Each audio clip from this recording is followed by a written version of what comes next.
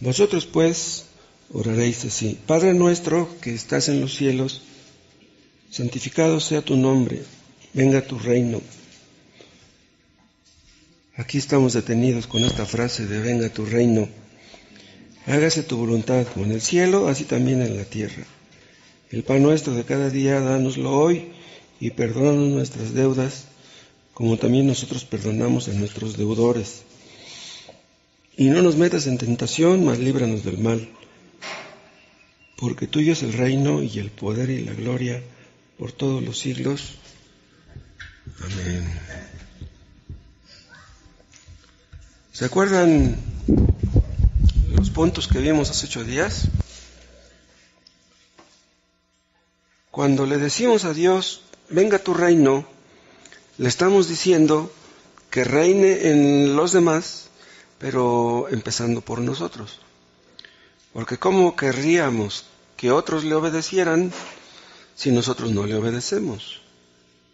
Un rey espera que sus súbditos le obedezcan. Cristo es nuestro rey y debemos desear crecer en ese punto. Y digo crecer porque es posible que un creyente en los inicios de la vida cristiana le obedezca poco, pero un creyente verdadero va creciendo en su nivel de obediencia. Y la oración misma nos ayuda en este proceso. Es como yo les he mencionado en alguna ocasión, el creyente que más descuida la oración, pues es el que menos crece en humildad, es el que menos obedece. Pero vamos creciendo en nuestra sumisión al señorío de Cristo poco a poco. Dentro de nosotros hay una oposición. La carne no quiere que Cristo reine, pero el Espíritu Santo eso es lo que quiere precisamente. Hay una lucha. La carne no quiere obedecer, la carne quiere gloria para ella misma, pero el Espíritu Santo quiere glorificar a Cristo. Queremos que Cristo sea conocido, que sea obedecido, que Cristo reine. Vimos hace 8 días un poco acerca de la naturaleza del reino y luego también vimos qué significa pedir que venga su reino. Vimos que el reino de Dios es, en primer lugar, un reino físico, un reino material. Dios reina sobre toda su creación, sobre todo el universo.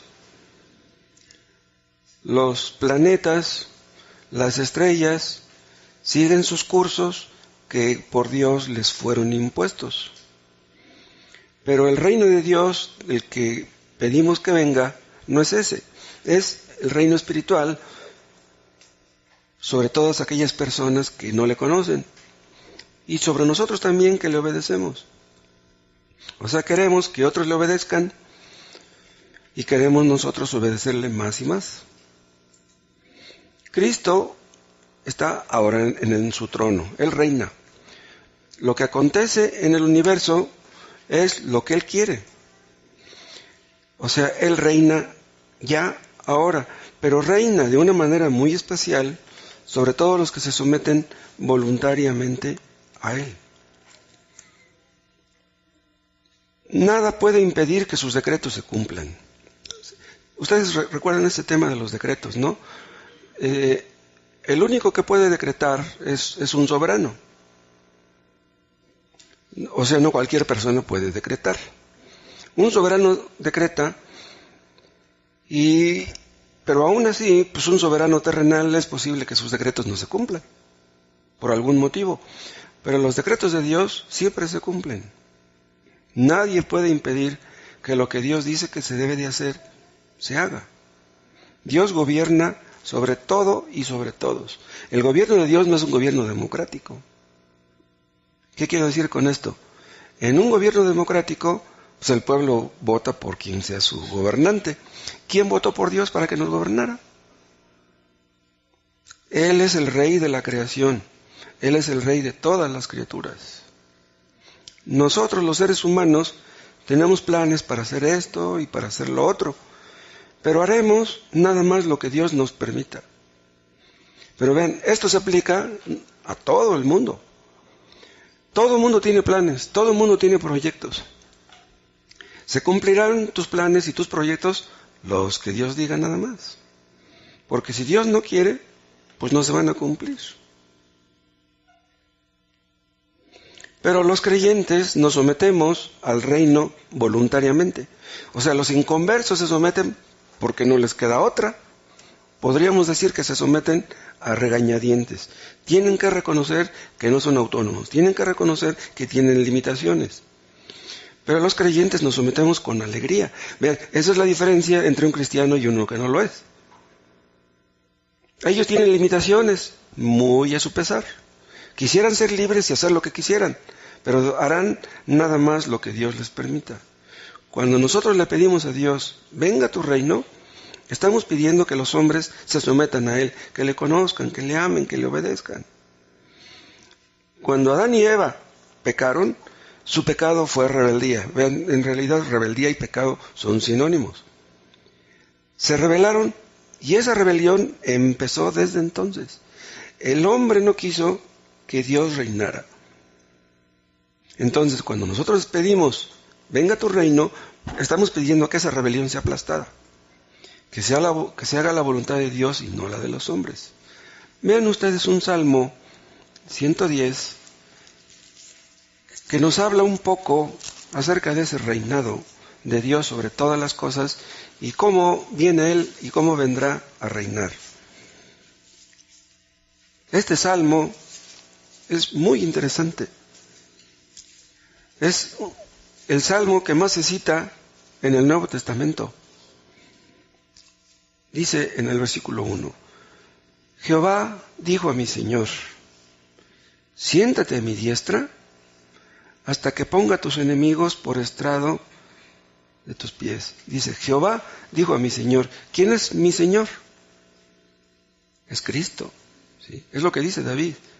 Es como si dijera, el Padre le dijo al Hijo, ¿sí? Siéntate a mi diestra. Esto es lo que ocurrió cuando resucitó y ascendió a los cielos. Se sentó a la diestra de Dios en el trono. Dice, hasta que ponga a tus enemigos por estrado de tus pies. ¿Qué está haciendo Dios ahora? Poniendo a los enemigos de Dios por estrado de sus pies. ¿Por qué? Porque el hombre no quiere eso. El hombre no quiere obedecer a Dios. El hombre por naturaleza quiere desobedecer. No obedecer. Pero vean cómo dice al final del versículo 1, hasta que ponga a tus enemigos. ¿Cómo ve Dios a los que no le quieren obedecer? Como sus enemigos. Y yo les decía hace 8 días, no, si tú tienes por enemigo a Trump o a Putin, no, eso no es nada. Tener por enemigo a Dios, mucho cuidado. Entonces, lo que está haciendo Dios es poner a los enemigos de Cristo por estrado de sus pies. Tienen que obedecer, les guste o no. ¿Y cómo van a ser vencidos estos enemigos que menciona aquí al final del versículo 1? Lo dicen el 2 y el 3. Dice el 2, Jehová enviará desde Sión la vara de tu poder. Ven, un rey, un soberano, tenía una vara. Esa vara era el sinónimo del dominio, del poder. Dice, Jehová enviará desde Sión la vara de tu poder. Y luego dice, domina en medio de tus enemigos. ¿Para qué es la vara? Para dominar a los enemigos. En otras palabras, esa vara la usa Cristo para someter a los que no quieren someterse. Pero vean, es decir, someterlos no en el sentido de que lleguen a ser salvos, sino de que los restringe en el mal que desean hacer. Lo que les estoy diciendo, Dios permite que los hombres hagan ciertas cosas, pero hasta donde Dios dice. Los límites los establece Dios. Por ejemplo, hay ladrones que se dedican a robar 20, 30, 40 años y no los agarran, o si los agarran los sueltan. Pero en cambio hay ladrones que empiezan a robar y en el segundo asalto, ¡pum!, los matan. Entonces, van a robar hasta donde Dios diga nada más. Y para eso, Dios usa la vara de su poder. Dios es todopoderoso, los hombres no. Ahora ven lo que dice el 3. Tu pueblo se te ofrecerá voluntariamente en el día de tu poder. Pero ¿cómo su pueblo? Aquí está hablando del pueblo escogido, de los creyentes. Dice, tu pueblo se te ofrecerá voluntariamente. Bien, por naturaleza no queremos obedecer a Dios. Pues Dios hace que queramos. O sea, lo que los inconversos hacen a regañadientes, los creyentes lo hacemos voluntariamente, pero más aún con alegría. Entonces, ¿cómo vence la oposición el Señor? De dos maneras. Primero con la vara de su poder y luego con su gracia. Es por la gracia de Dios que los creyentes le obedecemos voluntariamente. Y no olviden ustedes que la gracia es un poder más grande que el poder del pecado. Entonces Dios nos da su gracia y es que podemos obedecerle. De otra manera, nadie le obedecerá. Los hombres que son enemigos de Dios, lo que quisieran es acabar con Dios. Si pudieran, lo matarían. En realidad ya lo hicieron. Entonces Dios nos enseña a obedecer voluntariamente por medio de su gracia. Los que somos cristianos ahora, hubo un día que no lo éramos, que las cosas de Dios no nos importaban, la Biblia ni en cuenta, los cristianos nos caían mal, si es posible todos los religiosos, todas las religiones, pero cuando Dios nos trasladó del reino de las tinieblas al reino de la luz, ¿se acuerdan que lo vimos hace 8 días? Entonces en ese momento empezamos a obedecer voluntariamente y con alegría. Entonces Dios vence de dos maneras, con su poder o con su gracia. El asunto es que esos enemigos se van a poner por estrado de sus pies. Ahora, ya siendo convertidos, ya no odiamos al rey como antes, ahora lo amamos. Hemos ido al otro extremo. ¿Cómo es que un hombre como el Gadareno, que estaba endemoniado y que nadie lo podía sujetar, se topa con Cristo, Cristo echa fuera a sus demonios, y cómo quedó? ¿Recuerdan cómo quedó el Gadareno? Quedó sumiso y fue siguiendo a Cristo. Así estábamos nosotros, estábamos como el Gadareno, nadie podía contra nosotros. Pero viene Cristo, nos libera y entonces le seguimos. Ya es nuestro rey, ya estamos en su reino, ya salimos de las tinieblas y ahora estamos en el reino de la luz.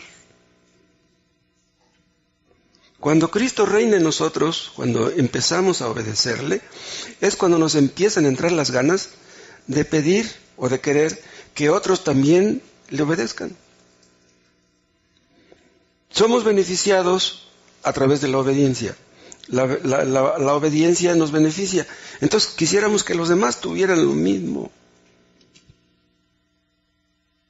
Queremos que el Evangelio sea predicado, que la palabra de Dios corra con poder, que conquiste los corazones, que Satanás sea vencido, que solamente Cristo reine. ¿Se acuerdan que vimos también hace una semana que el reino de Dios ya está aquí, en su aspecto presente, pero hay tal cosa como un aspecto futuro? Y estamos esperando esa manifestación futura. Vean en Hebreos, en el capítulo 2, Hebreos 2:5, porque no sujetó a los ángeles el mundo venidero, está hablando de Dios, acerca del cual estamos hablando, está hablando del mundo venidero. Pero alguien testificó en cierto lugar diciendo, ¿qué es el hombre para que te acuerdes de él? ¿O el hijo del hombre para que le visites? Le hiciste un poco menor que los ángeles, le coronaste de gloria y de honra, y le pusiste sobre las obras de tus manos. Todo lo sujetaste bajo sus pies. ¿De quién está hablando? Está hablando de Cristo. Al final del 7 dice, le pusiste sobre las obras de tus manos. Cristo está sobre las obras de las manos de Dios. Y dice, todo lo sujetaste bajo sus pies. O sea, el Padre puso todo bajo los pies del Hijo. Pero vean lo que dice después. Porque en cuanto lo sujetó todas las cosas, nada dejó que no sea sujeto a Él. O sea, su dominio es absoluto. Pero vean cómo dice. Pero todavía no vemos que todas las cosas le sean sujetas. ¿Por qué dice eso? Si Dios hizo que todo se sujetara a Él, ¿por qué no vemos que todas las cosas le sean sujetas? Porque los enemigos no le quieren obedecer. O sea, los creyentes le obedecemos con alegría, pero los demás no. Y son millones y millones de personas en este mundo que no obedecen a Dios. Entonces, Cristo está en su trono. Pero de todos modos los hombres no le obedecen. Pero Dios está poniendo a esos enemigos de Cristo por debajo de sus pies. ¿Quiénes son los enemigos? Los que no quieren que Él reine, como vimos hace 8 días. Todos los que se niegan a obedecerle. Vean 1 Corintios, capítulo 15.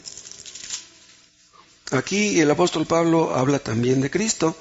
Y vean lo que dice Pablo. 1 Corintios 15, 25. Porque preciso es que Él reine, Cristo, está reinando, está en el trono. Dice, hasta que haya puesto a todos sus enemigos por debajo de sus pies. Bien, en el texto anterior vimos que el Padre pone a sus enemigos por estrado de sus pies, pero aquí vemos que es el Hijo. Esto nos habla de la deidad de Cristo. O sea, el Padre está poniendo a los enemigos de su Hijo por estrado de los pies de su Hijo. Pero aquí dice que es Cristo el que está poniendo a sus enemigos por estrado de sus pies. Entonces, Cristo está en el trono, está reinando, pero su dominio no ha alcanzado su plenitud. ¿Cuándo será su reino establecido plenamente? Cuando todos sus enemigos sean puestos por estrado de sus pies. Pero no lo vemos todavía, dice el autor de Hebreos. Entonces, el anhelo del creyente es que llegue ese día, cuando Cristo reinará. Cuando todos los que estemos junto con Él le obedeceremos sin restricciones. Ahora los creyentes le obedecemos, pues, uno en un nivel, otros más abajo, otros más abajo. Todos le obedecemos de diferentes maneras. Nuestro amor por Él gradúa, es gradual, es variable. Pero en el cielo todos le vamos a obedecer de manera perfecta. Queremos que llegue ese día. Eso ocurrirá cuando Cristo venga. Vean, todo esto que estamos viendo nos enseña muchas cosas. Vamos a ver algunas de ellas. ¿Cuál debe ser nuestro anhelo principal? Es precisamente, que venga su reino. ¿Se acuerdan que vimos hace 8 días que cada parte del Padre Nuestro tiene relación con la siguiente? Están concatenadas, o sea, como si fueran eslabones, uno junto con el otro. Y si lo analizan, a grosso modo, vemos la unidad perfecta del Padre Nuestro. Pero hay cosas ahí que si ustedes las leen rápido, no pueden entender lo que está ahí escrito. Bueno, hay personas que se saben el Padre Nuestro de memoria, pero no entienden ni lo que están diciendo. Entonces, nosotros debemos analizar cada una de sus partes y ver cómo se relacionan unas con otras. Nosotros vemos, cuando viene una persona al culto, vemos que carga su Biblia bajo el brazo o en una mochila, pero no vemos su corazón. ¿Qué hace el Padre Nuestro? Descubre lo que hay en nuestro corazón. Y saben una cosa, eso lo hace Dios no solo a través del Padre Nuestro, lo hace Dios a través de cualquier parte que leamos en la Biblia. Dios desnuda nuestros corazones, nos muestra lo que hay dentro de nosotros, y eso lo hace de manera muy eficaz y especial el Padre Nuestro. Una persona, cuando se pone a orar, y sobre todo, claro, si lo hace en voz alta, podemos darnos cuenta más o menos de lo que hay en su corazón. Si ustedes oran, por ejemplo, si ustedes oraran en voz alta y grabaran en una grabadora lo que están orando y luego se escucharan a sí mismos, ¿qué opinión tendrían de lo que están escuchando? ¿Se acuerdan que veíamos el otro día que una de las definiciones de la oración es orar, es predicarnos a nosotros mismos en los oídos de Dios? ¿Se acuerdan que dijo esto? ¿Quién? Ya ni me acuerdo. ¿Quién? Tomás Manton. Sí. O sea, le estamos hablando a Dios, pero no nada más a Él. Nos estamos hablando a nosotros mismos. Si le hablamos en voz alta, lo que Él oye, lo oímos nosotros. Ahora, ¿cómo reaccionamos a las cosas que nosotros mismos oímos? Una persona se pone a orar en voz alta y le dice a Dios, Señor, cuánto te amo. Yo luego escucho eso y digo, ¿estás diciendo la verdad, Moisés? ¿Amas mucho a Dios? ¿No será que estás exagerando? ¿No será que estás mintiendo? Cuando estamos orando, estamos manifestando aquellas cosas a las cuales le damos una verdadera importancia. Si ustedes se la pasan orando por sus hijos, por sus necesidades, por sus problemas, ¿qué indica eso? Pues que lo único que les importa son sus hijos. Entonces podemos darnos cuenta de qué es lo que le importa a una persona cuando está orando en voz alta. Bueno, pues el Padre Nuestro nos muestra cuáles son las cosas que deben preocuparnos. El Padre Nuestro nos muestra que lo importante primeramente es su reino. Buscad primeramente el reino de Dios. Y lo demás, olvídense, se los va a dar Dios, pero primeramente el reino. Entonces, ¿qué es lo que hace el Padre Nuestro? Que saca a relucir el egoísmo, la inmadurez, la desobediencia y la rebeldía que aún hay en nuestro corazón. ¿Se acuerdan del texto que dice de la abundancia del corazón? ¿Habla la boca? Al escuchar orar a una persona nos damos cuenta de cómo anda esa persona. ¿Cuál debe ser nuestro anhelo principal? Que Cristo sea conocido, que el Evangelio sea predicado, creído, recibido, abrazado, que los hombres conozcan a Dios y que sean salvos. Estamos rodeados de gente que no conoce a Dios, de gente que no obedece a Dios.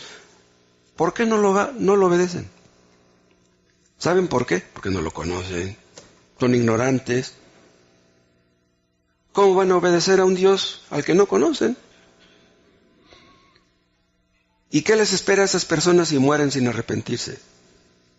Ustedes lo saben. Qué mal les va a ir. ¿No nos duele eso? Estamos rodeados de personas egoístas que buscan lo suyo. Les importa su casa, su trabajo, su dinero, sus hijos, su salud. Pero Dios no les importa.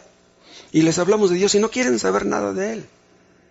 O sea, lo más importante no les importa. ¿Cómo es eso? Es por eso que debemos pedir que venga su reino.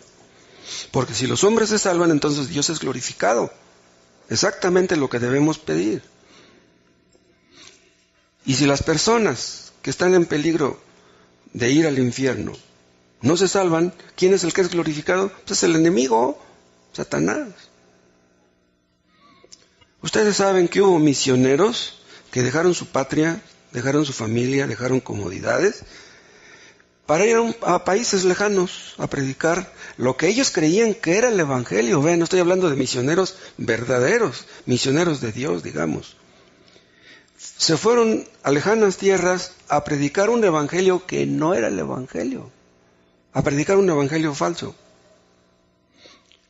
Pero vean, ellos querían entonces que Cristo reinara en aquellos, pero no reinaba en ellos. ¿Cómo te atreves a querer irte de misionero y tú ni siquiera eres convertido? Debes querer que Cristo reine en ti. No basta con que tú le digas, Señor, venga a tu reino. Queremos ver que reine en ti.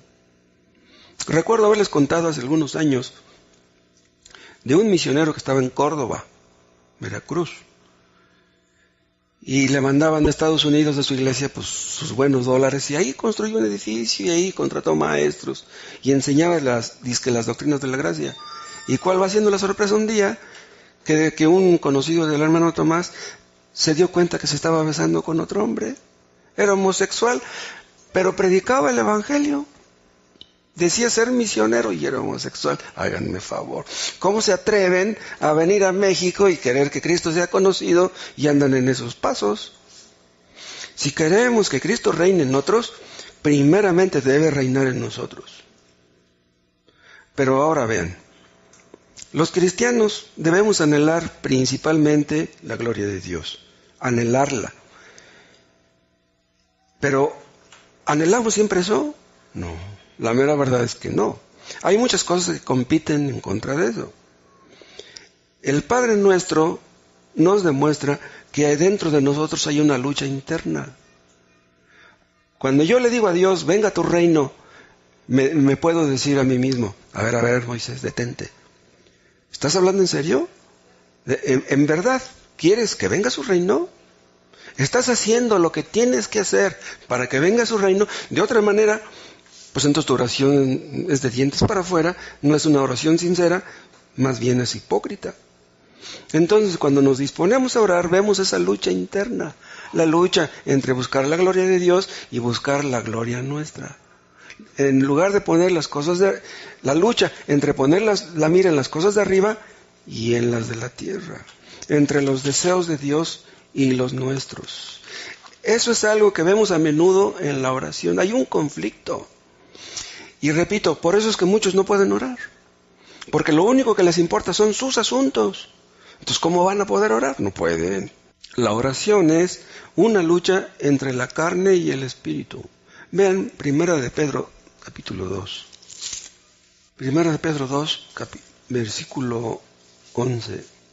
Amados, yo os ruego como a extranjeros y peregrinos que os abstengáis de los deseos carnales que batallan contra el alma. Vean, absténganse, dice, de los deseos carnales que batallan contra el alma. ¿Qué quiere decir esto? ¿Que dentro de nosotros hay deseos carnales? Dice, absténganse de esos, dice. O sea, no podemos negar que los creyentes tenemos deseos carnales. Debiéramos tener puros deseos espirituales, pero hay una lucha entre los deseos carnales y los deseos espirituales. Vean, los inconversos tienen puros deseos carnales y quieren satisfacerlos. Pero los creyentes tenemos una mezcla entre deseos carnales y deseos espirituales. Los inconversos tal vez tengan una religión. Hay muchas personas que tienen una religión, pero que son inconversos. ¿Qué es lo que andan buscando? Andan buscando sus cosas. No buscan las de Dios. El hecho de que tú vengas aquí y leas la Biblia, des una ofrenda, no quiere decir que estés buscando las cosas de Dios. Asegúrate. Pero vean lo que dice Pedro, que debemos abstenernos de los deseos que batallan contra el alma. ¿Por qué batallan contra el alma? ¿Por qué? ¿Saben por qué? Porque dentro de nosotros hay un deseo que quiere suprimir esos deseos. O sea, hay una lucha. Entonces hay una batalla.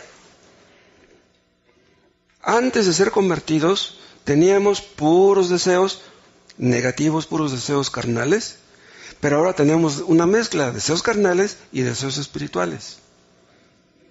Los inconversos, ¿qué es lo que desean? Lo que desean en el fondo es lo contrario a lo que Dios desea. Los inconversos invariablemente tienen sus metas egoístas, pecaminosas, llenas de soberbia y no toman en cuenta a Dios. Entonces los inconversos no tienen esa lucha, pero los creyentes sí las tenemos. Los inconversos tal vez tengan una cierta lucha interna, pero vean, esa será más bien una lucha aparente, una lucha fingida y no real. Los deseos carnales batallan contra el alma del creyente, pero dentro de nosotros hay deseos espirituales que buscan el predominio, que deben tener el predominio. Los deseos espirituales son producidos por el Espíritu de Dios, y el Espíritu de Dios puede más que la carne. Entonces, estamos en medio de la lucha, en medio de la batalla. ¿Qué tenemos que hacer? Lo que tenemos que hacer es perseguir los deseos santos y anular, hacer a un lado los deseos carnales. Y eso es lo que hacemos exactamente cuando le pedimos a Dios que venga a su reino y que su nombre sea glorificado. Entonces, si hay en nosotros esos deseos espirituales, deben crecer más y más y más. Que se haga la voluntad de Dios, no la nuestra. Entonces, vean, estos deseos espirituales deben estar por encima de los deseos materiales, de nuestras necesidades de alimento, de protección y de perdón. Primero Dios, primero su reino. Primeramente el reino de Dios y su justicia. Entonces, antes, cuando ustedes se pongan a orar por las mañanas, antes de pedirle a Dios, Señor, danos el pan de cada día, debemos pedir por esto. Esto es lo más importante. No niega la importancia de lo otro, simplemente que esto es más importante. Vuelvan a Mateo, capítulo 6, 19. No os hagáis tesoros en la tierra, dice. Y dice el 20, sino haceos tesoros en el cielo. ¿Ven? Hay una lucha. Hay una lucha entre hacer tesoros en la tierra y hacer tesoros en el cielo. ¿Quién es el que hace tesoros en la tierra? Pues el que nomás está pensando en el dinero. ¿Quién es el que hace tesoros en el cielo? Pues el que está pensando en Dios y en hacer su voluntad. Entonces hay una lucha. Y todos los creyentes participamos de ella. Entonces, esta debe ser nuestra principal prioridad. Pero también ven el 24. Ninguno puede servir a dos señores, porque o aborrecerá al uno y amará al otro, o estimará al uno y menospreciará al otro. No podéis servir a Dios y a las riquezas. Quiere decir, no se puede servir a Dios y a las riquezas al mismo tiempo. No es pecado que un cristiano sea rico, pero si tú nomás tienes el objetivo de hacerte de dinero, pues no puedes servir a Dios al mismo tiempo. Es una lucha. Es una lucha entre afanarnos por nuestras necesidades materiales o por buscar primeramente el reino de Dios y su justicia. Así está terminando el capítulo 6, el 33. Mas buscad primeramente el reino de Dios y su justicia, y todas estas cosas os serán añadidos. ¿Qué hacen los inconversos? Andan tras de esto. Y ustedes no lo hagan. Todos los inconversos andan tras del dinero, tras del sexo, tras de la droga. Dice, ustedes no hagan esto. Entonces, ¿cuál debe ser nuestra principal prioridad? El reino. Y no solamente al orar, sino en realidad en nuestra vida diaria. Ahora yo les pregunto, ¿qué es lo que más les preocupa a ustedes? Si ustedes están pensando y afanosos, preocupados, ¿en qué están pensando? Analícense, deténganse. ¿Por qué están así? Si estamos pensando en nuestras necesidades, en nuestros problemas, llega el momento en que estamos así. El creyente debe usar con inteligencia su mente y en lugar de estar pensando en esas cosas, pensar en las más importantes. Pero al diablo le encanta que usemos nuestra mente en cosas negativas. ¿Por qué hay tantas personas que se suicidan? Hay personas que se estresan de cualquier cosa, que se acostumbran a tener una mentalidad negativa. Esto quiere decir que si las cosas de arriba son más importantes, entonces debemos hacer a un lado las necesidades de nuestros hijos y olvidarnos de las cuentas que tenemos que pagar o los problemas que tenemos que enfrentar. No, los creyentes no somos irresponsables. Tenemos que pagar lo que debemos y tenemos que enfrentar nuestros problemas. Pero primeramente debe estar el reino, porque si nos preocupan más las cosas materiales, las cosas de la tierra, que las cosas de Dios, entonces estamos desobedeciendo lo que dice esta parte de venga tu reino. Lo que más debe de dolernos es que las almas se pierdan. ¿No nos duele, hermanos, que la mentira prolifere? ¿No nos duele que hay tantas iglesias falsas? Existen montones de iglesias que son falsas, montones de maestros falsos. Y en cambio, hay iglesias cristianas, déjenme decirles, que parece que no avanzan. ¿Por qué las iglesias falsas están llenas de gente y llenas de dinero? ¿Y por qué hay iglesias verdaderas que tienen poco dinero? Nuestra preocupación principal debe ser el reino de Dios. Por encima de lo que tenemos que comer y de lo que tienen que comer nuestros hijos. ¿Te preocupan tus finanzas y no te preocupa la obra de Dios? Déjenme decirles esto. Tal vez a algunos de ustedes no les rinde el dinero porque se preocupan por las cosas de ustedes y no de las de Dios. Vean el libro de Ageo. Ageo está antes de Zacarías y después de Sofonías. Ageo capítulo 1, vean lo que dice el 1:6. Vean de qué acusa Dios a los israelitas. Dice, sembráis mucho y recogéis poco, coméis y no os saciáis, bebéis y no quedáis satisfechos, os vestís y no os calentáis, y el que trabaja jornal, ¿qué dice? Recibe su jornal en saco roto. ¿Qué quiere decir esto? Que echas el dinero y se te pierde. No te rinde. Trabajas y trabajas, pero no te rinde el dinero, no te luce. ¿Por qué? Dice el 7, así ha dicho Jehová de los ejércitos, meditad sobre vuestros caminos. Subid al monte y traed madera. Esto habla de buscar a Dios. Esto habla de la oración, aunque lo dice con este idioma. Y reedificad la casa. ¿Cuál casa? La casa de Dios. y pondré en ella mi voluntad y seré glorificado, ha dicho Jehová. Buscáis mucho, dice, y halláis poco. Vean, vuelve a lo mismo que ya dijo. Y encerráis en casa, y yo lo disiparé en un soplo. O sea, no te va a rendir lo que tienes. ¿Por qué? Dice Jehová de los ejércitos, por cuanto mi casa está desierta, y cada uno de vosotros corre a su propia casa. O sea, ¿te importa tu vida? ¿Te importa tu familia? ¿Y no te importa Dios? Yo les comentaba hoy a los hermanos de Coyoacán que hay personas que estaban en una iglesia falsa y daban mucho diezmo.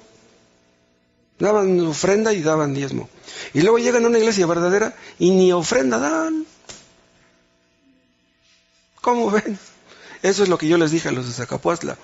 Antes de que conocieran la verdad, iban a evangelizar, cruzaban la montaña caminando y daban mucho dinero. Y ya después yo les decía que dieran una ofrenda para que con el dinero pudieran comprar copias. Nadie ofrendaba. ¿Cómo? Cooperaban para la obra del hombre, pero no cooperan para la obra de Dios. Si somos creyentes, debemos desear que la obra de Dios crezca, que la verdad sea promovida, que sea conocida, que sea expandida. Y eso cuesta. Si la verdad es conocida, las almas se van a salvar. Díganme, ¿no es eso lo que nosotros queremos? Nosotros casi nunca hablamos acerca del dinero. Ustedes lo saben. No queremos que la gente nueva tenga la impresión de que nos importa el dinero, como hacen muchos. No, nos importan sus almas. No nos importa su dinero. Pero la Biblia habla mucho acerca del dinero y nosotros lo mencionamos a veces pues porque tenemos que hacerlo. Si queremos que la verdad sea entronizada, que la verdad sea conocida, tenemos que promoverla. Y repito, eso cuesta dinero. Satanás reina a través del pecado, a través de la ignorancia. Entonces, el hecho de que se imprimen y se traducen y se compaginan libros, todo eso cuesta. ¿Cuántas personas han sido beneficiadas por tantos libros buenos que tenemos? Entonces, si Satanás reina por medio de la ignorancia, pidámosle a Dios que Cristo reine por medio de su gracia, por medio de su verdad, que su verdad corra sin obstáculos, que Dios acabe con tanto error, con tanta ignorancia. Les conté en una ocasión que en el hotel ese del World Trade Center, ahí se reunían a vender libros cristianos, y fue en una ocasión Germán ahí a vender de nuestros libros, baratísimos, libros a 15, 20 pesos, son regalados. Esos libros de 20 pesos como una pasta gruesa los dan a 80, los dan a 100 pesos. Pues Germán se puso a hablarles a unos pastores que se reunieron ahí a platicar con él y les habló de la salvación por gracia. Y un hombre que dijo ser pastor le dijo, ¿qué? ¿La salvación por gracia? Dice, a ver, dice, yo nunca había escuchado eso, ¿es una doctrina nueva? La salvación por gracia fue desde Adán. La salvación siempre ha sido por gracia. Y dice, yo nunca he escuchado de eso. ¿Cuánta ignorancia hay? Es nuestro deseo, hermanos, que Cristo sea conocido y que la verdad prevalezca. ¿O nos dejamos llevar por los deseos carnales que batallan contra el alma?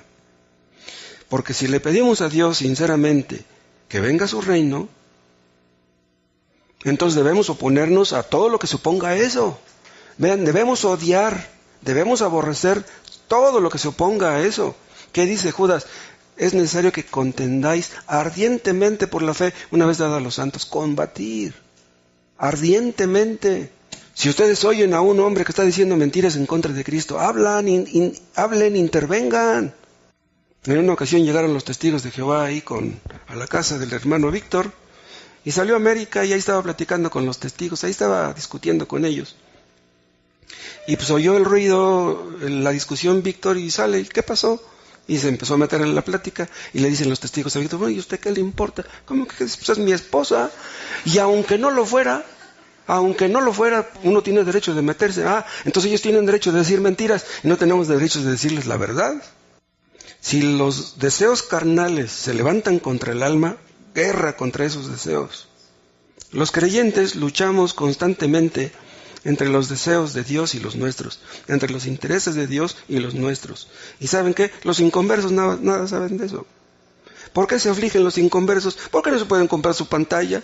¿Por qué no pueden comprarle su celular al niño? Por eso se afanan. Nada más eso es lo que les importa. ¿Qué es lo que nos aflige a nosotros? La lucha entre los deseos carnales y los deseos espirituales. Eso es lo que nos afana. ¿Qué es lo que aflige a los inconversos? No poder cumplir con sus deseos carnales. Vean, todos tenemos deseos carnales, pero reaccionamos de diferente manera. Vean Efesios capítulo 2. Efesios 2:1.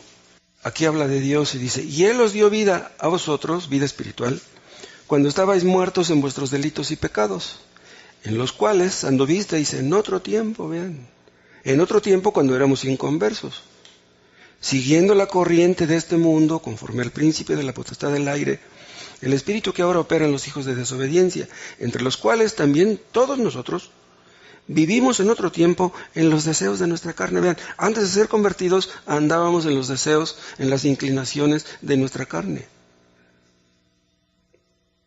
Entonces estábamos muertos, por eso hacíamos la voluntad de la carne. Pero ahora estamos vivos. Ahora hacemos la voluntad de Dios. Pero vean cómo dice el 4. Pero Dios, que es rico en misericordia, por su gran amor con que nos amó. Vaya versículo.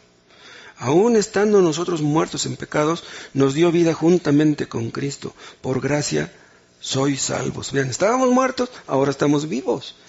Y juntamente con Él, con Cristo, nos resucitó y asimismo nos hizo sentar en los lugares celestiales con Cristo Jesús. Entonces, hemos sido salvados, somos hechos nuevas criaturas en Cristo Jesús y es por eso que tenemos ahora nuevos deseos, deseos espirituales, los que antes no teníamos.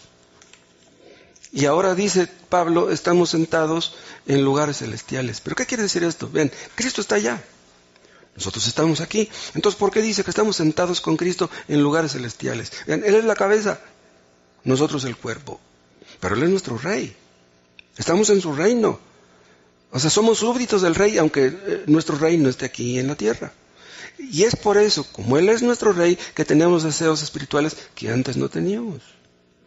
¿Qué pasa cuando ustedes se suben a una montaña muy alta y miran a lo lejos la ciudad del pueblo? ¿Qué pasa? Las casas se ven pequeñitas, insignificantes. La gente ni la ven.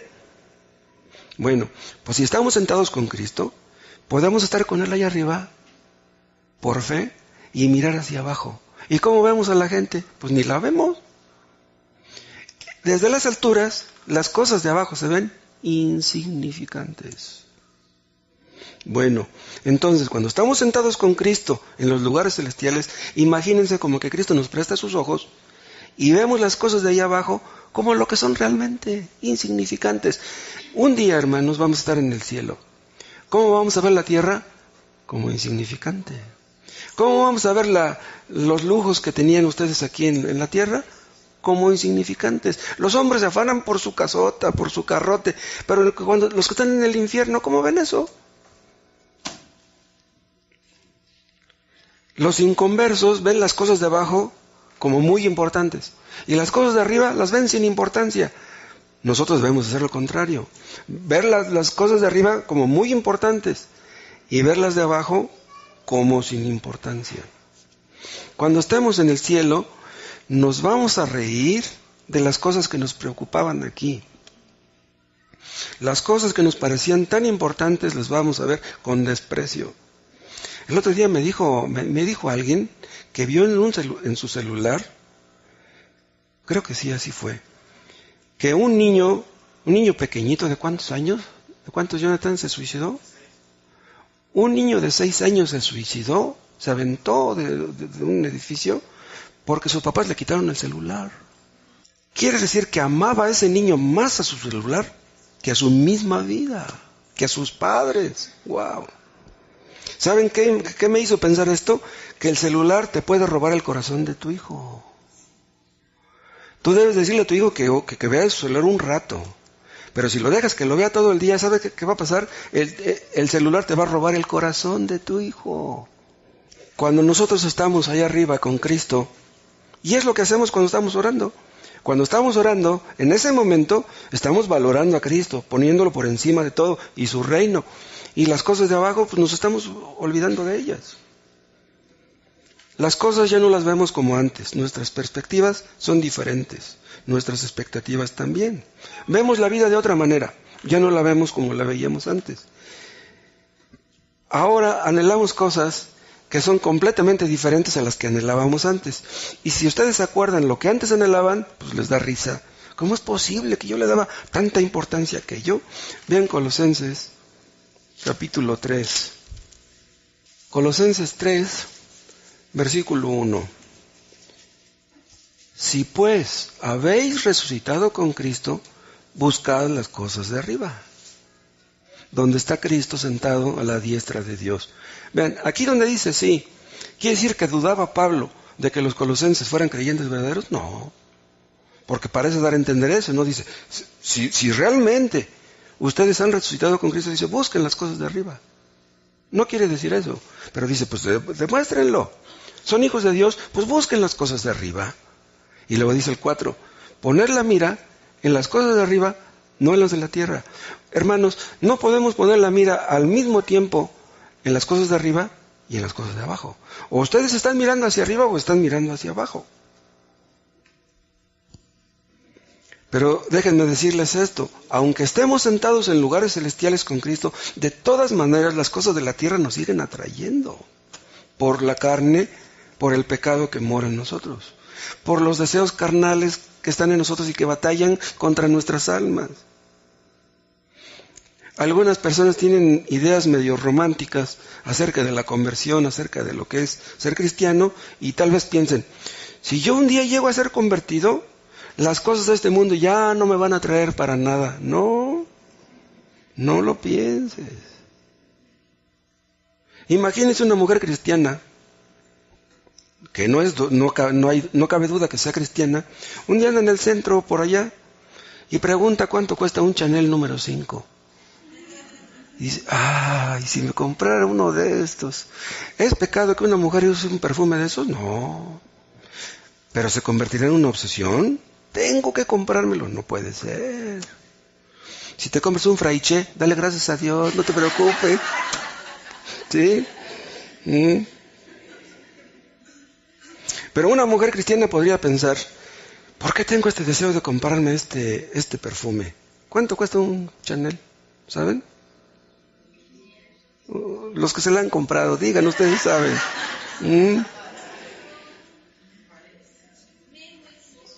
¿1,500? Con 1,500 como todo el mes. Fíjense. Una mujer cristiana que desea comprarse un Chanel número 5 puede decir, a lo mejor ni cristiana soy, porque, pues, ¿por qué quiero comprarme este perfume? Una cristiana puede tener un deseo de esos. Y eso no niega que sea cristiana. ¿Se acuerdan que vimos lo que dice Sugel, que es la esquizofrenia espiritual? Una mente dividida. A veces actuamos como si no fuéramos cristianos. Aunque hemos aprendido mucho, a veces como que se nos borra la cinta y nos olvidamos de lo que hemos aprendido. A veces parece como si no hubiéramos aprendido nada. ¿Qué dice Pablo que debemos hacer? Pongan la mira en las cosas de arriba. Quiere decir, hacer un esfuerzo sincero, un esfuerzo consciente en ver las cosas de arriba y no las materiales. Eso de poner la mira no es una sugerencia, es una orden. ¿Pero por qué es una orden? Si ya hemos nacido de nuevo, tal vez no necesitáramos que se nos diera esta clase de orden. No, es que poner la mira en las cosas de arriba no es algo natural en nosotros, aunque seamos convertidos. Tenemos que luchar en contra de esos deseos carnales. Debemos esforzarnos. Y cuando ustedes se disponen a orar, experimentan esa lucha interna, porque la carne no quiere. A la carne no le gusta la oración. Pero Dios dice que debemos orar, no es porque sintamos ganas. Tal vez algún creyente pensara, pero si oro sin tener ganas, entonces me convierto en un hipócrita. No, cuando oras te conviertes en un obediente, no en un hipócrita. La carne no quiere morir. El hecho de que ustedes vengan al culto tal vez sea muy fácil, que lean la Biblia tal vez sea muy fácil, pero orar no lo es. Orar no es fácil, al contrario es muy difícil. Cada vez que ustedes están orando, están poniendo la mira en las cosas de arriba. Pero la carne que mora en nosotros quiere que pongamos la mira en las cosas de abajo. Dice el Señor que no debemos orar como los hipócritas. ¿Cómo oran los hipócritas? Con la mira en las cosas de abajo. Que Dios nos libre de eso. Nuestro deseo principal debe ser su gloria y su reino. Otra cosa, también algo que aprendemos aquí en el Padre Nuestro, es que debemos luchar contra nuestros deseos que suspiran por ser independientes. O sea, allá dentro de nosotros, como que suspiramos por ser independientes, como que quisiéramos gobernarnos a nosotros mismos. En lugar de pedir que Cristo reine, como algo dentro de nosotros dice, no, que reine la carne. Entonces, el asunto no es solamente luchar contra los deseos carnales, sino contra los deseos de gobernarnos a nosotros mismos. Vean, ¿qué quiere decir ser cristiano? Un cristiano es una persona que está bajo autoridad. Cuando éramos inconversos, ¿bajo la autoridad de quién estábamos? Bajo la autoridad de Satanás. Entonces, Cristo nos ha libertado. ¿Para qué? ¿Para hacer lo que nos dé la gana? No. Fuimos trasladados de un reino a otro reino. Entonces, antes obedecíamos a Satanás, ahora obedecemos a Cristo. Pero hay personas que dicen, no, si ya soy cristiano, si ya me bauticé, si ya creí en Cristo, yo puedo hacer lo que yo quiera. Te equivocas. Eso no es libertad, eso es libertinaje. Hay algunos que piensan que ser cristianos es dejar de hacer ciertas cosas y hacer luego otras. No, es mucho más que eso. Ya les dije, ser cristiano es ser trasladado de un reino a otro. No somos trasladados de un reino a la independencia, sino a la obediencia de nuestro Rey Cristo Jesús. Los que piensan que porque ya son cristianos pueden hacer lo que les dé la gana, pues eso quiere decir simplemente que no son cristianos. Ya no estamos bajo la autoridad de Satanás, pero sí bajo la autoridad de Cristo. Vean Marcos capítulo 1. Marcos 1, 14. Después que Juan fue encarcelado, Jesús vino a Galilea predicando el evangelio del reino de Dios. Vean, aquí está nuestro tema, el reino. Diciendo, el tiempo se ha cumplido y el reino de Dios se ha acercado. Dice, arrepentíos y creed en el evangelio. Vean, Cristo está aquí mencionando dos cosas, el arrepentimiento y la fe. Las dos cosas son necesarias. Pero esta fe que menciona aquí Cristo, donde dice la palabra creer, ¿de qué clase de fe está hablando? Esos que elaboran los folletitos que dicen que 4 leyes espirituales o que 5 leyes espirituales, dicen, ¿tú crees en Cristo? Ya lo hiciste. Lo que tú tienes que hacer es creer en Cristo. ¿Pero qué es creer en Cristo? Ellos piensan que simplemente porque ya tienen una Biblia y van al templo ya creen en Cristo. No. ¿Qué quiere decir la palabra creer? La palabra de creer implica obedecer. Si tú no obedeces a Cristo, tú no crees en Cristo. Debemos confiar en lo que Cristo hizo. Él es nuestro sumo sacerdote. Ofrenda, sacrificio y olor fragante. Su sacrificio nos limpia. Pero no solamente eso. Tienes que creer que Cristo es tu Rey. Tienes que someterte a su reino. Y si tú no le obedeces, tu fe no es fe. Entonces, cuando Cristo dice, arrepentíos y creed, quiere decir, arrepiéntanse, pero sométanse a mí. Eso es lo que está diciendo.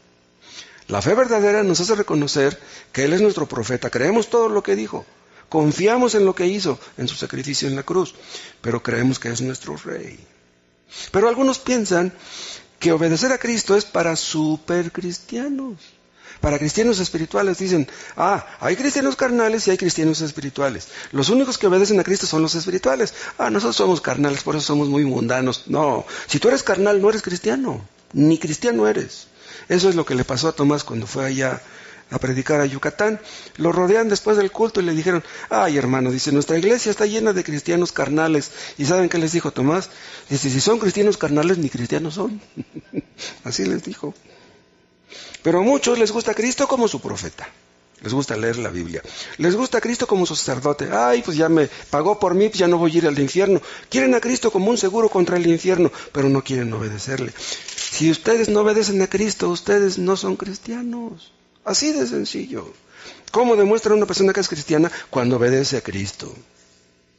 Pero hay algunos que dicen, no, pero ¿quién va a obedecer a Cristo? Sus demandas son tremendas, son muy estrictas. Y si les decimos, no, si tú no obedeces a Cristo, no eres cristiano, ¿saben qué dicen? No, es que tú eres un fanático. O sea, ellos piensan que los cristianos somos fanáticos por obedecerle. Cristo nos dice, o me obedecen o son mis enemigos. No hay de otra. O están conmigo o están contra mí. Escojan. O sea, Cristo lo quiere todo. Si tú dices que eres cristiano, pues obedécele. Y si no quieres obedecerle, pues no digas que eres cristiano. ¿Para qué lo dices? ¿Quiénes son los carnales? Los que andan conforme a la carne, los que obedecen en la carne. ¿Quiénes son los espirituales? Los que son guiados por el Espíritu. Si el Espíritu te guía, eres un hijo de Dios. Si te guía la carne, eres un hijo del diablo. ¡Wow! Hay algunos que dicen, no, ustedes dicen que la salvación es por gracia, pero que tenemos que obedecer a Cristo. Entonces, si tenemos que obedecer a Cristo, entonces es salvación por obras. ¿Creemos en la salvación por obras? No. Pero si tu fe es verdadera fe, tienes que demostrarla obedeciendo a Cristo. La fe sin obras está muerta. Creemos en la salvación por la fe sola, pero la fe sola nunca viene sola, siempre viene junto con las obras. Entonces, si tú no lo demuestras con tus obras, tu fe no es fe, no eres cristiano, así de simple.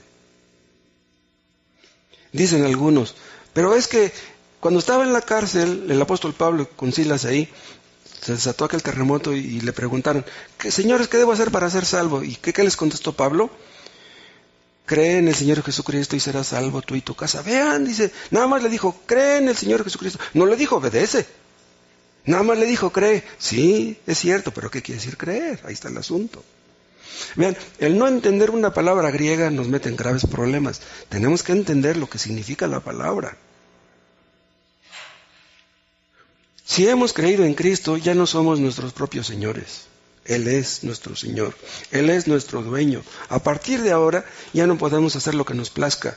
Él es nuestro Dios. Estamos en su reino. Él es nuestro Rey. Vean Hebreos capítulo 5. Hebreos 5:9. Vean 5:8. Y aunque era hijo, por lo que aprendió, por lo que padeció, aprendió la obediencia. Vean, Cristo aprendió la obediencia.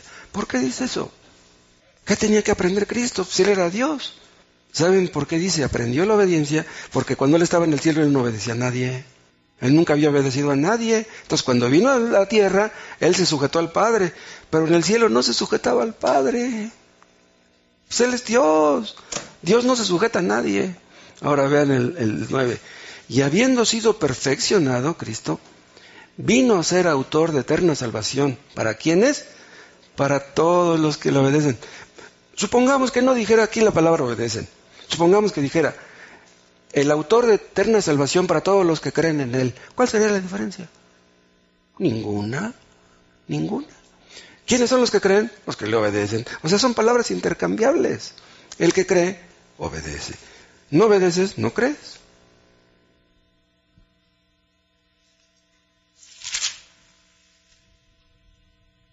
Cristo era seguido por muchas personas. Y saben que él voltea y los ve que venía un gentío. ¿Y saben qué les dijo? Dice, si permanecéis en mí y mi palabra permanece en vosotros, dice, seréis verdaderamente mis discípulos. Dice, sí permanecéis. No basta con que me sigan, no basta con que me escuchen, no, sí permanecen. ¿Qué pasó? Muchos lo abandonaron. ¿Cuántos fueron verdaderos creyentes antes de que Cristo muriera? Era menos del 1% fue salva.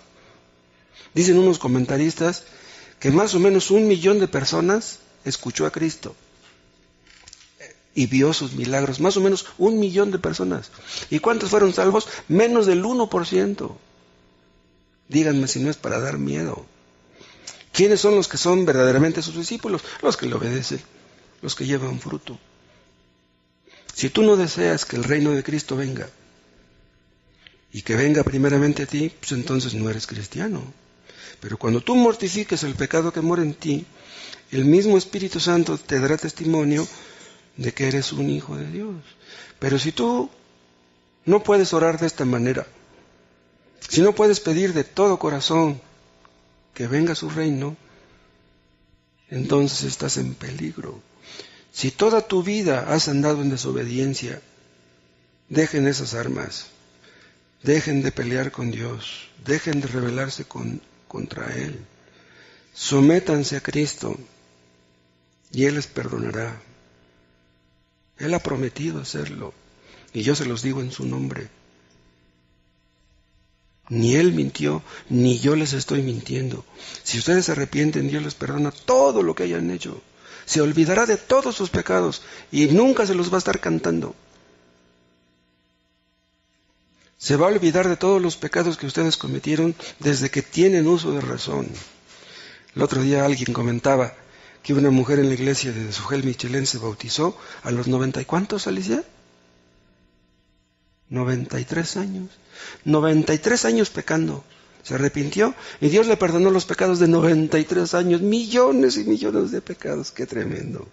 Vean ustedes cómo Dios es tierno, Dios es compasivo, Dios es misericordioso. Porque si ustedes le piden a Dios, venga a tu reino, pero no quieren obedecerle, entonces están burlando de Él. Es una burla. Si solamente les importan sus deseos carnales, si solamente les importan las cosas de este mundo, ¿cómo pueden decir, venga a tu reino? No basta con pedirle, Señor, venga a tu reino. A Dios no lo engañamos con palabras melosas, con palabras fingidas. Dios conoce nuestro corazón. Si tienen ustedes planes, deseos de invertir, de comprar algo, consulten con Dios. Él los guiará. Que no sea lo que ustedes digan, que sea lo que Dios dice. Que nuestros deseos perezcan, que los suyos se cumplan. Hay algunos evangélicos que se meten en problemas porque se hicieron cosas. Dicen, es que Dios puso en mi corazón que hiciera tal cosa. ¿Dios puso en tu corazón? No confíes en tu corazón, dice Proverbios. El que confía en su propio corazón es necio. Dicen otros, es que yo tomé una decisión porque Dios me abrió la puerta. El diablo también abre puertas. ¿Quién sabe? Fíjate bien dónde te metes. Si tú no tienes bases bíblicas para tomar una decisión, no la tomes. Mejor espera. Sigue orando. Hay personas que toman decisiones sin consultar con nadie. ¿Saben por qué? Porque no quieren que Cristo reine. Se sienten dueños de sí mismos, de sus vidas, y hacen lo que se les ocurre. Hay otras personas que nunca piden consejos. Toman decisiones y no piden consejos. Y si piden consejos, los piden, pero de alguien que les va a dar por su lado. Vean Proverbios 18. Proverbios 18:1. ¿Alguien tiene la versión antigua? ¿No? ¿Cómo dice 18:1? Su antojo busca. Aquí en la versión 60 dice su deseo. ¿Hay otra versión diferente? Su deseo busca el que se desvía. Hay una versión que dice su deseo busca el que se aparta.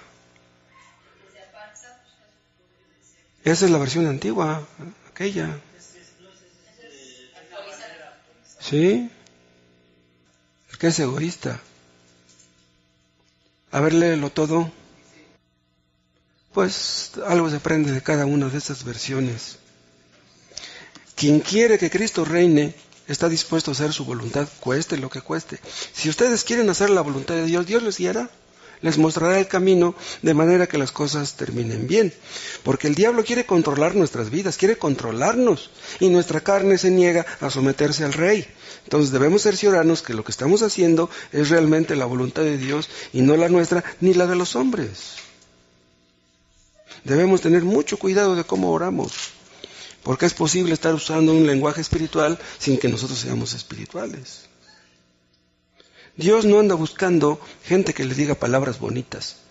Ustedes al orar pueden decirle a Dios, Señor, yo te amo mucho, te amo con todo mi corazón. Dios no anda buscando gente que le ame, Dios anda buscando gente que le obedezca. Dios aborrece las oraciones hipócritas. Si decimos que somos cristianos, no somos nuestros propios dueños. Cristo es nuestro Señor, Cristo es nuestro dueño. Nosotros somos sus siervos, somos sus esclavos, pertenecemos a su reino. Y como hay tanto pecado en nosotros, es por eso que le pedimos que reine en nosotros. Que Dios nos conceda un deseo intenso por vencer en esta lucha, por poner nuestros ojos constantemente en las cosas de arriba. Pero por último, déjenme decirles algo. Esta petición también nos enseña que debemos esperar el reino futuro. Cristo vendrá, Él lo dijo. He aquí, viene con las nubes, todo ojo le verá. Cuando Cristo venga, todo mundo lo va a ver. Esta petición de venga tu reino apunta también a la segunda venida de Cristo. O sea, no solamente a la venida del reino aquí, sino al reino futuro. Ahorita los hombres no se someten a Él, y ya vimos, si no, lo hacen a regañadientes. Pero cuando Cristo venga otra vez, Él reinará plenamente. Toda la oposición será vencida. Toda rebeldía será aplastada. Dios quiera que eso suceda pronto. Vean 1 Tesalonicenses capítulo 1. 1 Tesalonicenses 1, versículo 9. Porque ellos mismos cuentan de nosotros la manera en que nos recibisteis y cómo os convertisteis de los ídolos a Dios. ¿Para qué? ¿Para qué se convirtieron los tesalonicenses? Dice, para servir al Dios vivo y verdadero. Y luego dice el 10, y esperar de los cielos a su Hijo, al cual resucitó de los muertos. ¿Para qué fueron salvados los de Tesalónica? Para dos cosas. Bien, para servir a Dios y para esperar a Cristo. Para las dos cosas. Pero ¿cómo es eso? Los tesalonicenses estaban esperando la segunda venida de Cristo, ya pasaron más de 2000 años y nosotros seguimos esperándola. Vean capítulo 3, Filipenses, y vean el versículo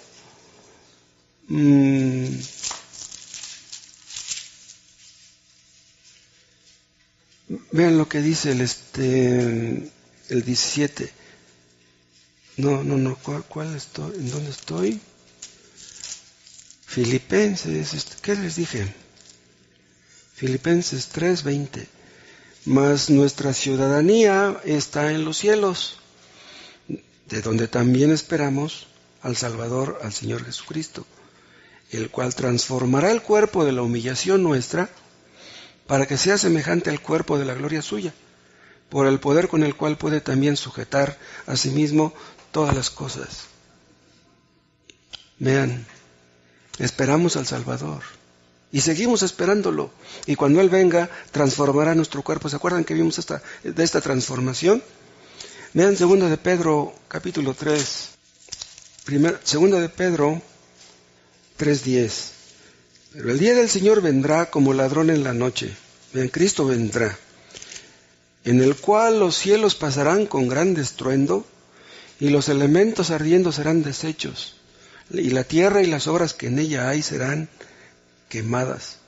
Puesto que todas estas cosas han de ser deshechas, ¿cómo no debéis vosotros andar en santa y piadosa manera de vivir, esperando, dice, y apresurándoos para la venida del día de Dios, en el cual los cielos encendiéndose serán deshechos, y los elementos siendo quemados se fundirán? Vean lo que dice aquí, hermanos. Este mundo no va a acabar con una guerra nuclear. No va a acabar con eso de la capa de ozono, que eso es puro cuento, que el cambio climático. ¿Cómo va a acabar este mundo? Va a acabar quemado, como dice aquí. Y eso lo va a hacer Dios. Los elementos ardiendo serán deshechos. El primer mundo fue acabado por agua, y este mundo va a acabar por fuego. Pero vean cómo dice el 12, esperando y apresurándoos para la venida del día de Dios. ¿Cómo nos apresuramos? Pues decimos, bueno, yo puedo esperar. ¿Cómo nos apresuramos? ¿Saben cómo? Si ustedes están esperando que llegue una visita, ya les avisó por teléfono que va a venir, ustedes hacen algo, ¿o no? ¿Cómo van a invitarle frijoles? No, ustedes quieren. Entonces, si ustedes están esperando que Cristo venga, hay que estar haciendo algo. Y en eso es en lo que tenemos que apresurarnos. Cristo va a venir. Prometió que vendría en su primera venida y lo cumplió. Prometió que vendrá por segunda vez y lo cumplirá. El cielo es un lugar preparado para gente preparada. Cristo vino y les dijo a sus discípulos, ¿se acuerdan? No se turbe vuestro corazón. ni tengáis miedo. Dice, para que donde yo estoy, vosotros también estéis. Cristo quiere llevarnos con Él. No sabemos cuándo va a ocurrir eso. Hay algunos necios que han fijado las fechas de la segunda venida de Cristo, pero esa fecha no se le ha revelado a nadie. Son puras especulaciones, puro fanatismo. Pero hay un peligro de ir al otro extremo, porque Cristo vendrá. De eso pueden ustedes estar bien seguros, porque Él no miente y ni puede mentir. Cristo vino por primera vez más de 3.500 años después de la promesa. Tardó mucho, pero vino. José lo vio, y María, y los ángeles, y los pastores, y Simeón, y Zacarías, y Elizabeth, todos lo vieron. Pero cuando venga otra vez, todo ojo le verá, como dice Apocalipsis 1. Entonces, fuimos convertidos para esperar a Cristo. Pero vean lo que les voy a decir. Dice en estos textos que hemos leído que fuimos salvados para esperar a Cristo. Escuchen, no fuimos salvados para esperar que nuestro negocio prospere. Tal vez prospere nuestro negocio, pero no somos llamados a eso. Somos llamados a esperarlo a Él. Tal vez nuestros hijos terminen una carrera, pero no fuimos llamados a eso. Fuimos llamados a esperar a Cristo que vendrá. Tal vez ustedes esperen casarse. A lo mejor se casan, a lo mejor no. Nada es seguro. Pues las cosas pueden cambiar de un día para otro. Pero la venida de Cristo sí es segura. No hay ninguna duda. Tal vez ustedes que no tienen hijos están esperando tenerlos. Pues a lo mejor los tienen, a lo mejor no. Pero la venida de Cristo es segura. No hay pierde, porque Él lo dijo.